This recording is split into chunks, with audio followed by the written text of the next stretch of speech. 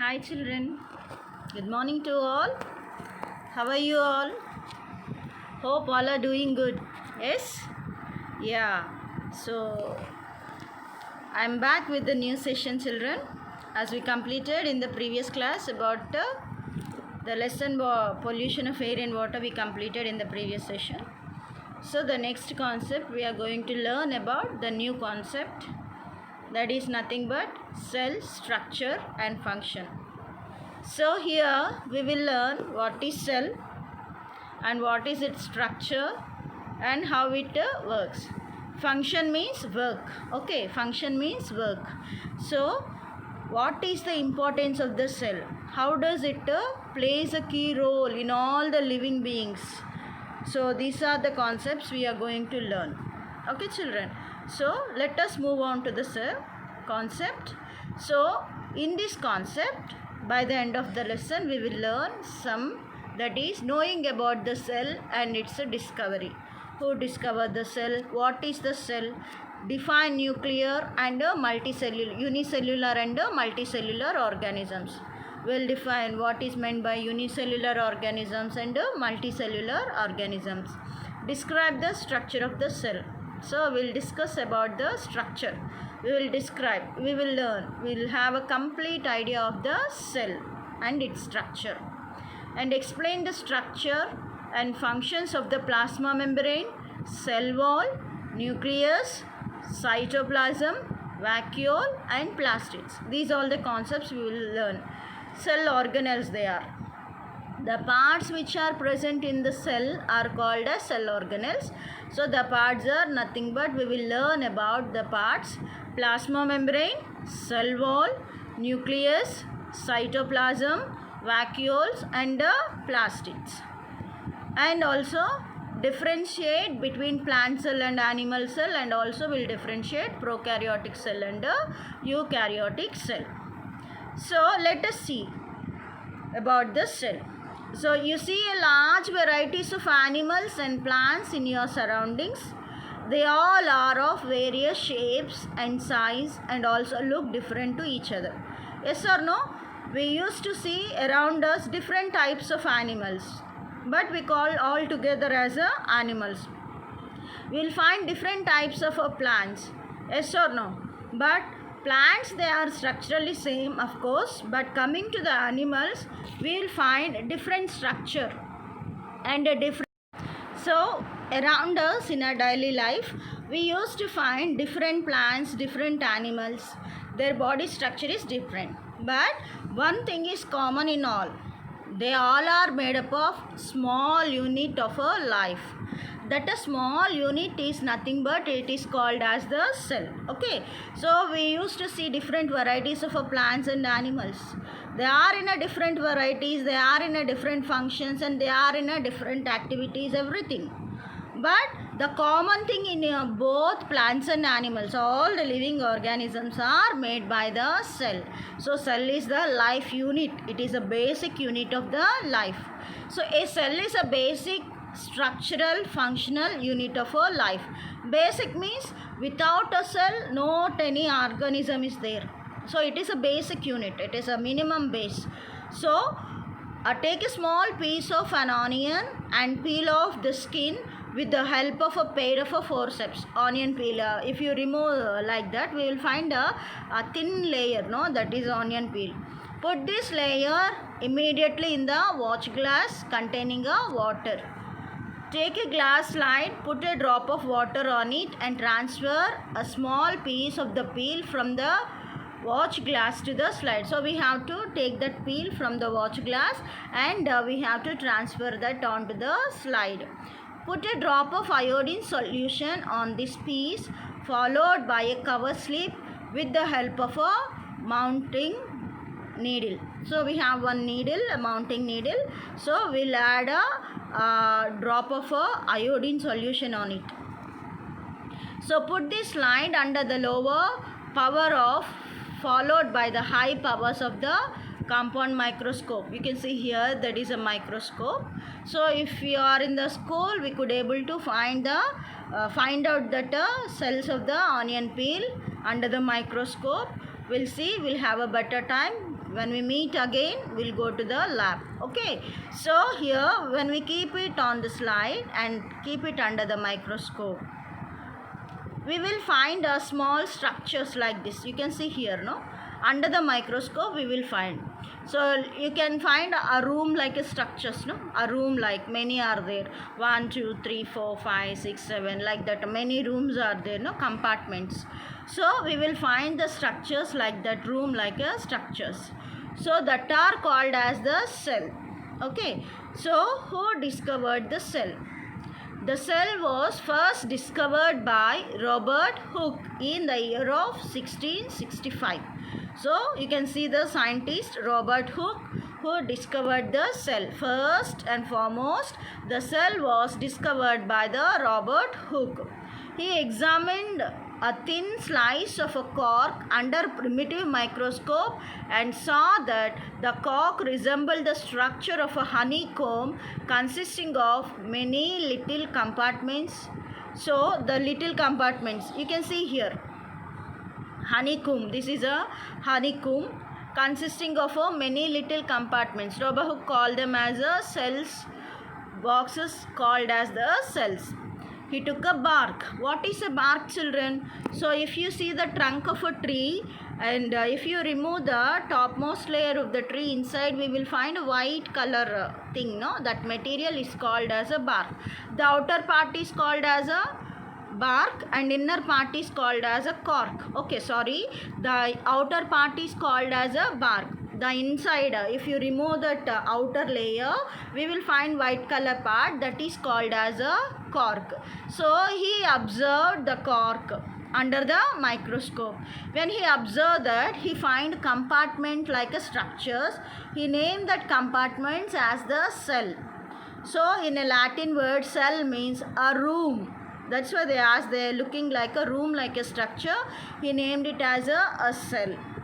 So in the 1838, Matthias Schleiden, and German botanist, examined a large number of plants and observed that plants are composed of different kinds of cells which form the tissues of the plants. The scientist in the year of 1838, Matthias Schleiden, name is Matthias Schleiden. He is a German botanist. The person who studied about the plants, he is called as the botanist. So examine the large number of plants. He observed many number of plants and observed that plants composed of different kinds of cells. Only one type of cells are not there in the plants. He find that different cells are there. The plants are composed by the different types of the cells.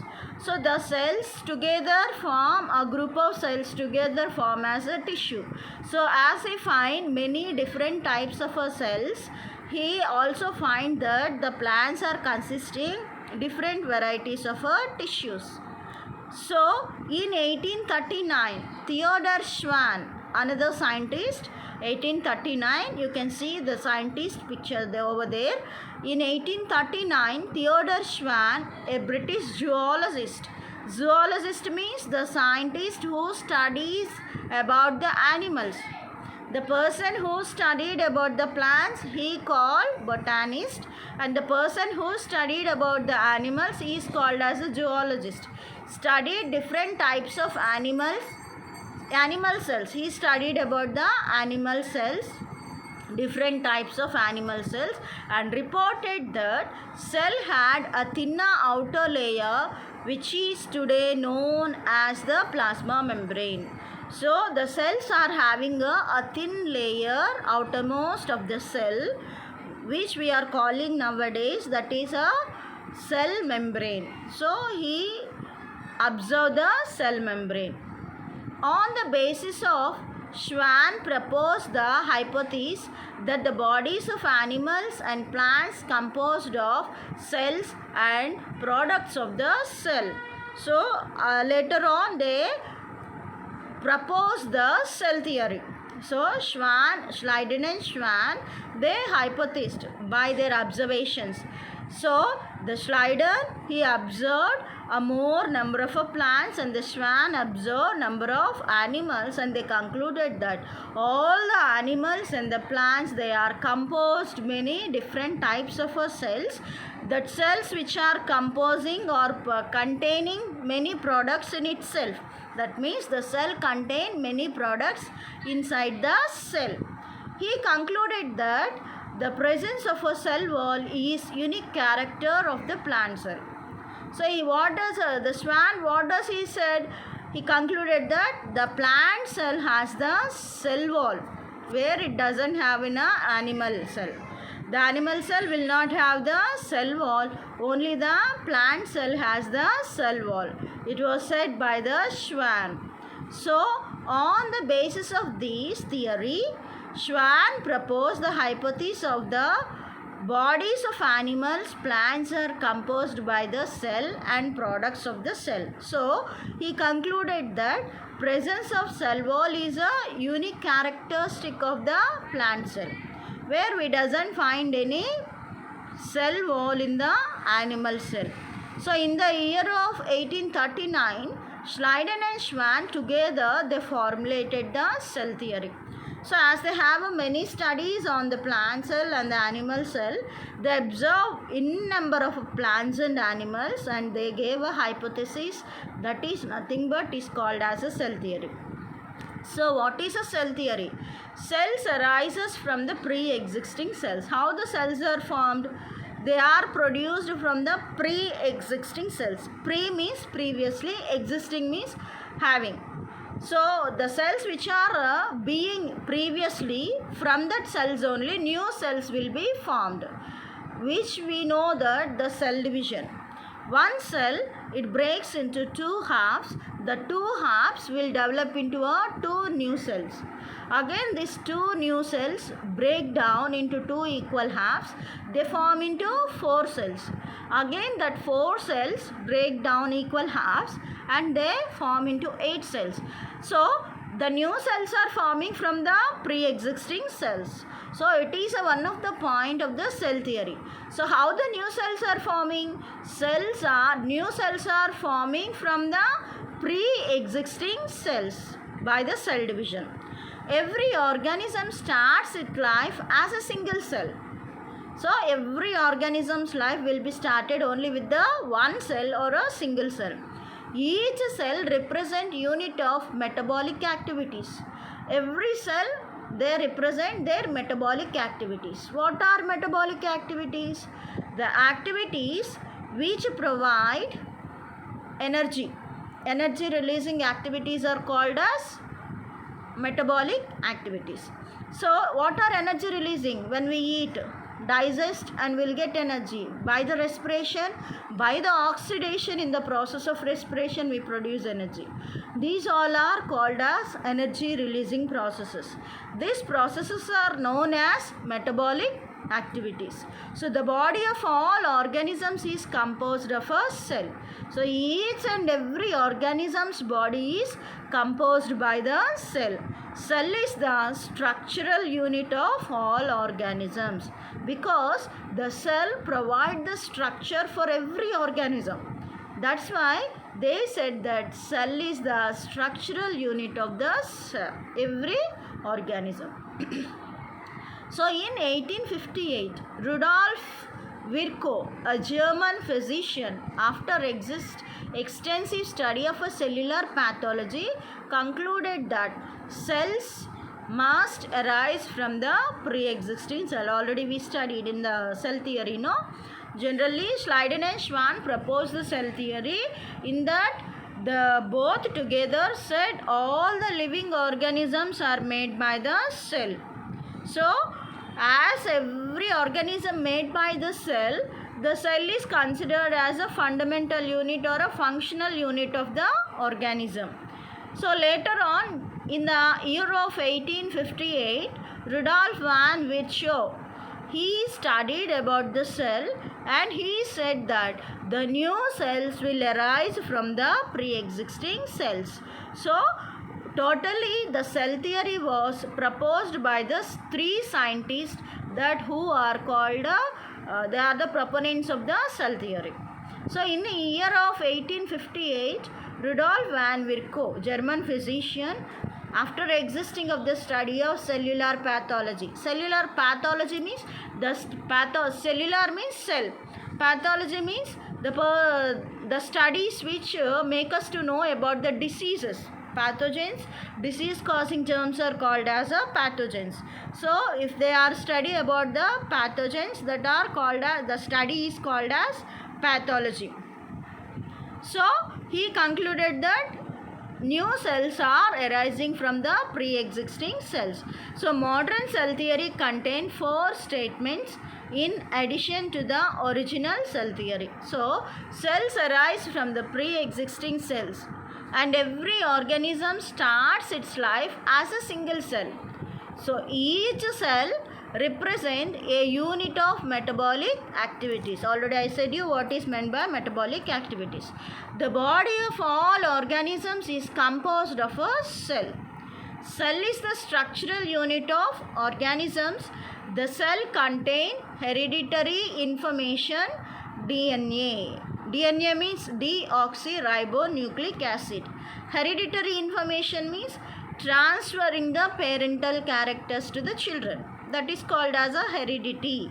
So this heredity causes by the DNA, that is a deoxyribonucleic acid, which is passed from the cell to cell during the cell division.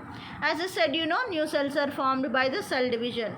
Pre-existing cells, they break down and form into a new cell. So due to this cell, during this process, during this cell division, the genetic material will transfer from one cell to another. So all cells are basically the same in chemical composition and metabolic activities. Their chemical composition, basically every cell chemical composition is same, and even their metabolic activities are also will be the same. So all basic chemical and physiological functions carried out inside the cell. So all the basic activities will carried out inside the cell. Cell's activity depends upon the activities of sub-activities of subcellular structures within the cell. So all the activities will be performed by the inside the cell, within the cell. Unicellular organisms. What is meant by unicellular organisms? A single cell may constitute a whole organism. Example, amoeba, chlamydomonas, paramecium, bacteria. So if organism is composed only with a single cell, and all the activities, all even digestion, respiration, transportation, excretion, if all these activities are performed by only with a single cell, such organisms are called as unicellular organisms. So in multicellular organisms, many cells group together in a single body and assume different functions into form various body parts. Example, some fungi, plants and animals. We have multicellular means the organism which is composed by the many cells. So these cells, they will be divided.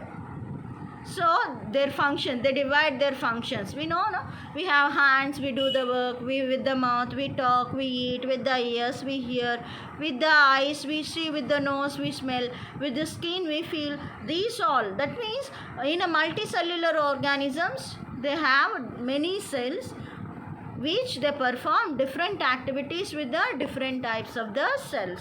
But in unicellular organisms, only a single cell has to perform all the activities. Okay, so you can see here types of organisms, unicellular organisms and multicellular.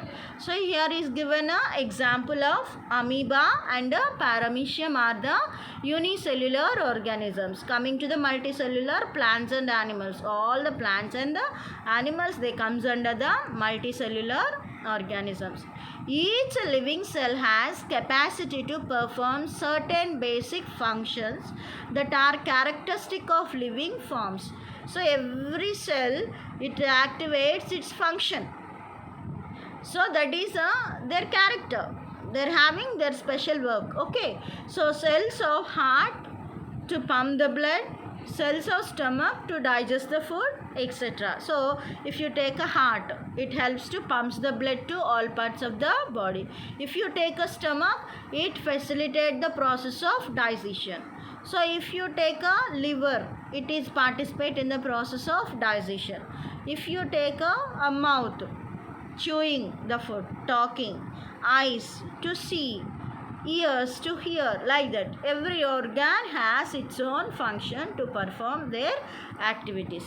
So each cell contains certain specific components within it known as cell organelles. So every cell has different types of specific components. So the components which are present in the cell to perform different activities. Every component has its own function. So to perform their own activities, such a components, the cell consists of a components to perform different activities. Such a components are called as cell organelles.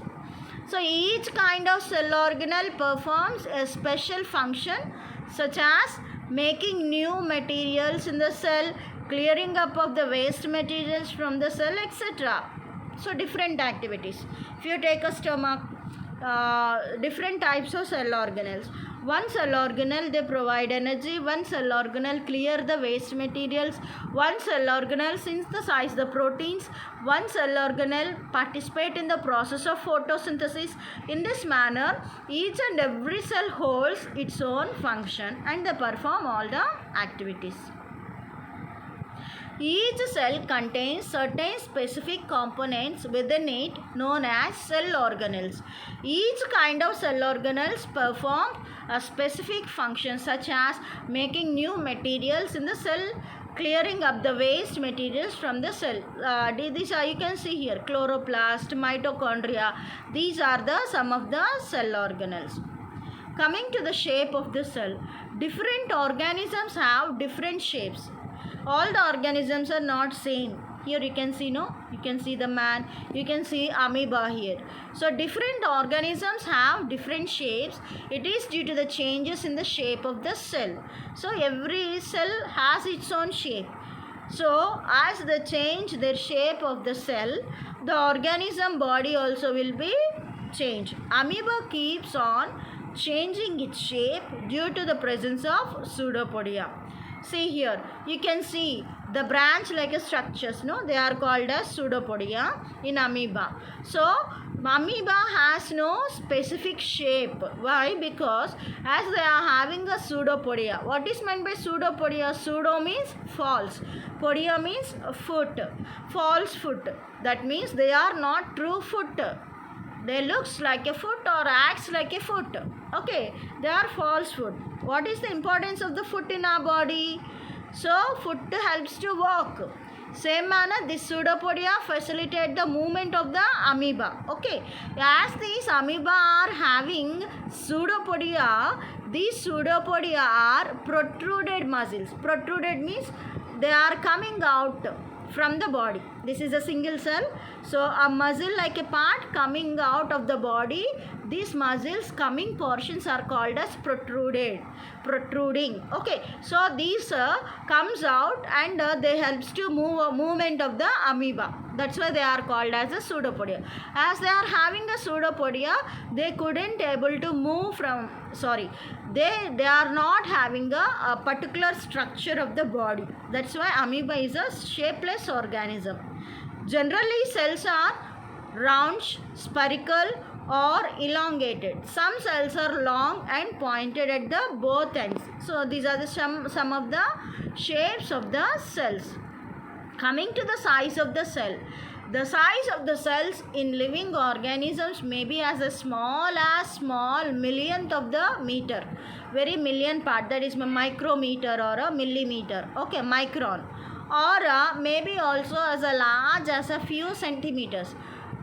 Big cells we can see, very small cells also we can find. So the smallest cell is 0.1 to 0.5 micrometers.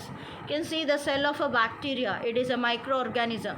We can see only with under the microscope. Virus can be seen only electronic microscope.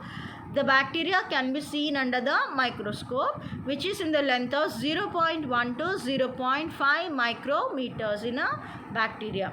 So the largest cell measuring nearly 170 millimeters into 130, you can make it into, that is a millimeters, in the egg of the ostrich. The egg of the ostrich is a single cell only. The egg is a single cell, but its length is 170 mm into 130 mm. So it is the largest cell. Okay, it is a single cell, it is the largest. Smallest cell is a bacteria. So what is cell is made up of? So how the cell is made up of? While studying the cell under microscope, we will find three common features in almost every cell. So three common features we used to find in every type of a cell. What are the common features of every cell? Plasma membrane, nucleus and cytoplasm. Plasma membrane, nucleus and cytoplasm are the common cell organelles in each and every cell. Plasma membrane, nucleus and cytoplasm, which are responsible for all activities. So maximum they contain all the activities inside the cell. So and interaction of the cell with its environment. They will interact with the cell to cell and maintain the environment. Now let us see plasma membrane and its functions. Plasma membrane. This is the outermost covering of the cell that separates the contents of the cell from its external environment. So the plasma membrane, it is external environment, separates the cell. Okay, so this is the outermost covering, the outermost layer of the cell. It separates the contents of the cell from its external environment. The plasma membrane permits the entry and exit of some materials in and out of the cell. So what is the main function of the cell? It facilitates the entry of the materials inside the cell or exit of the materials out of the cell. So it also prevents the movement of some other materials. It also prevents the movement of some other materials. The cell membrane therefore is called as selectively permeable membrane. That's why whatever materials are necessary or needed to the cell, it allows to the entry into the cell. And whatever the materials are no need to enter into the cell, it will prevent or it rejects the entry of unwanted substances into the cell. That's why this cell membrane is called as selectively permeable membrane. Selectively means it selects the materials which could able to enter or exit. Permeability means able to allow. Okay, that's why it is called as selectively permeable membrane. This is the outermost covering. So plasma membrane. Cell membrane or a plasma membrane is the same word. So this is the outermost covering of the cell that separates the contents of the cell from its external environment. Already we discussed this, no? So it allows the materials. You can see here in the picture, children. It is able to allow some substances in itself and it preventing the entry of some substances out of the cell. So it acts as a selectively semi-permeable membrane. So functions of plasma membrane. So unicellular organisms and most plant cells tend to gain water through the osmosis. Many of the unicellular organisms like amoeba, paramecium and also plant cells, they used to accept the water from the external environment to inside the cell. So by which process they accept the materials into the cell? By the process of osmosis. What is meant by osmosis? Transfer of the molecules from the low concentration to high concentration through the semi-permeable membrane. So you'll have a clear understand. That means the molecules will transfer from the low concentration. Where the content is low, from there it travel to high concentration, high content. Okay, through the semi-permeable, that means plasma membrane. That process is called as osmosis. Absorption of water by plants, roots is an example of osmosis. What are the examples? Absorption of water by plants' roots is also example of osmosis. Thus, diffusion is important in exchange of gases and water in the life of a cell. What is a diffusion? Transfer of the molecules from high concentration to low concentration. There is no semi-permeable membrane, but molecules will transfer from high concentration to low concentration. Better example, if I have a scent bottle, if I open the cap of the scent bottle, where I open, it gives a hard smell at the place, at the area where I open. Slowly, it spread all over the class. Slowly, then all the people, they started, somebody brought the scent.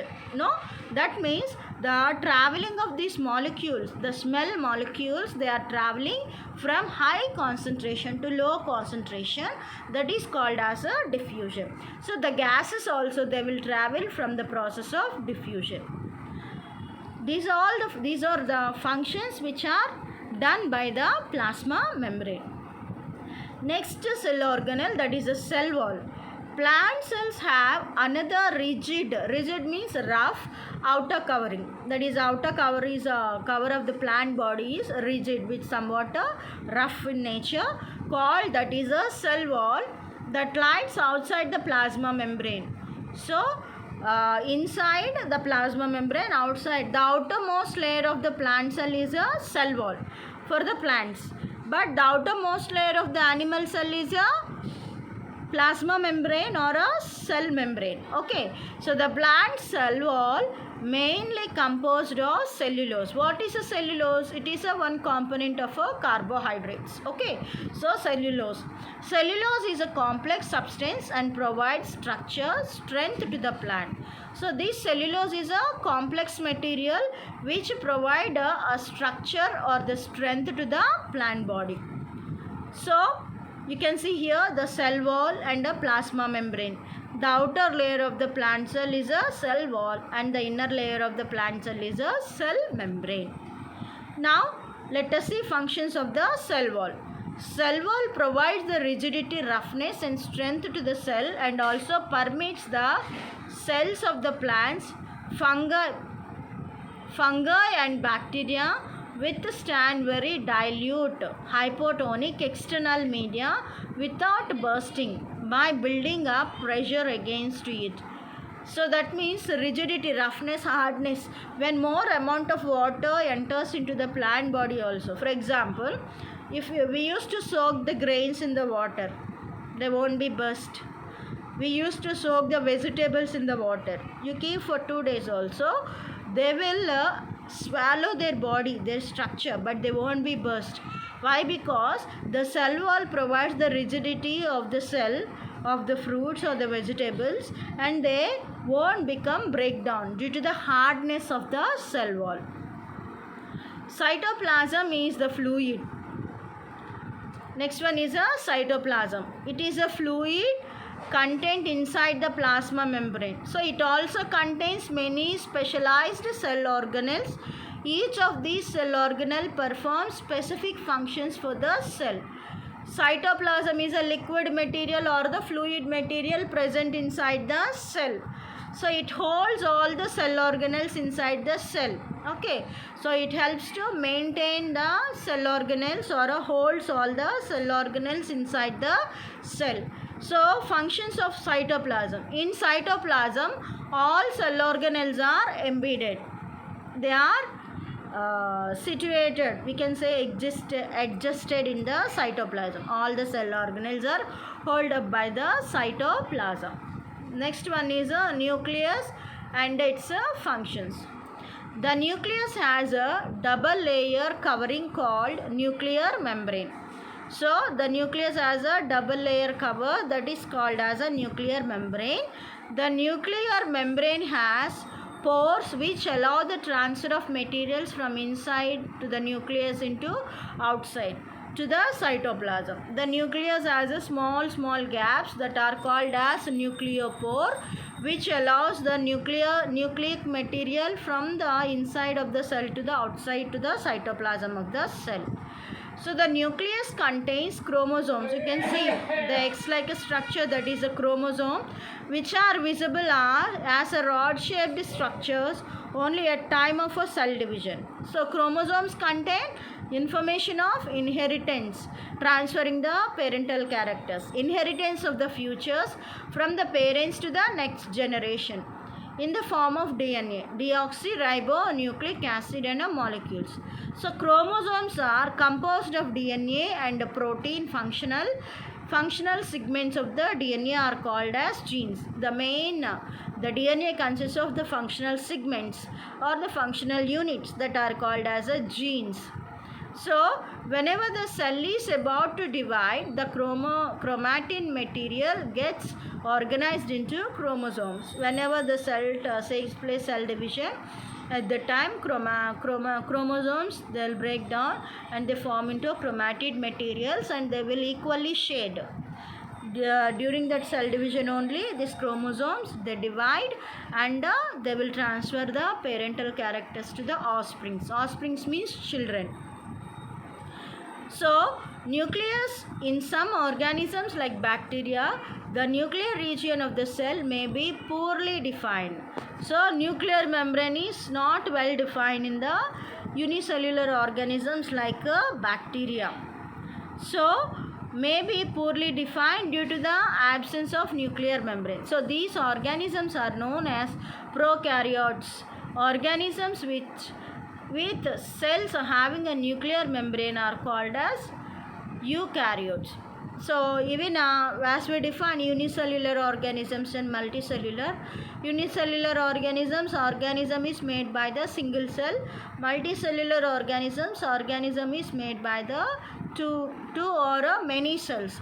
Okay, they are multicellular organisms. So like unicellular organisms like bacteria, the nuclear membrane is not well defined. So if the nuclear membrane is not well defined, such a type of cells are called as prokaryotic cells. If the nuclear membrane is well defined, such a cells are called as eukaryotic cells. So what is the function of nucleus? The nucleus plays a central role in a cellular reproduction. Central role means main role. The process by which a single cell divides and forms to new cell. It also regulates the cellular activities. Due to that division of the cell, it divides equally and it helps to activate all the activities of the cell. It acts as a center of the cell, or we can call it is a brain of the cell also we can call it. Okay, and also we can call the nucleus as a cytoblast as it is participating in the cell division. During this cell division only, they are transferring the parental characters to the children. So eukaryotic cells have a definitely organized nucleus and a cell organelles. You can see here, well defined nucleus. Nucleus you can find all the parts there. Nucleopore, nucleolus, plasma membrane, nucleus, nuclear envelope, free ribosomes, centrioles, chromatin, Golgi complex, cytoplasm, ribosomes, mitochondria, lysosomes. Well defined nucleus is present in eukaryotic cells as well as well defined cell organelles are present in the cell. So the prokaryotic cells which doesn't have a well defined nucleus, that means well defined nuclear membrane is not there. Coming to the structure of eukaryotic cells and have a cytoskeleton structure. You can see here well defined plasma membrane, endoplasmic reticulum, ribosomes, microfilamentous and intermediate filamentous, microtubules, all the cell organelles. This is the skeletal structure of the eukaryotic cell. Now let us see characteristics of the prokaryotic cell. The prokaryotic cells are primitive bacteria and blue-green algae. So cyanobacteria have such a type of cells. You can see the structure. So fully developed cell organelles are not present in such a cells. So fully developed cell, that means the cell organelles are not well developed in the cell.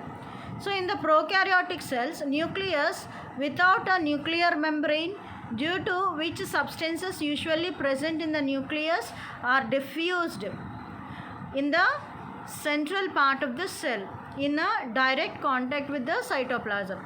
So in the prokaryotic cells, nucleus without the nuclear membrane, as there is no nuclear membrane, so the substances usually present in the nucleus are diffuses into the central part of the cell. So indirect contact with the cytoplasm. So the new genetic material also will become as a contact. It becomes with the contact with the nucleus. So basing on the defined structure of nucleus, well defined nucleus and non well defined, the cells are all divided into two types, that are prokaryotes and eukaryotes. So hope you understood up to here. So in this concept we discussed about cell wall, cell membrane, cytoplasm and nucleus. In the next session we'll see in the remaining cell organelles. Hope you understood well. Thank you all children. See you in the next session.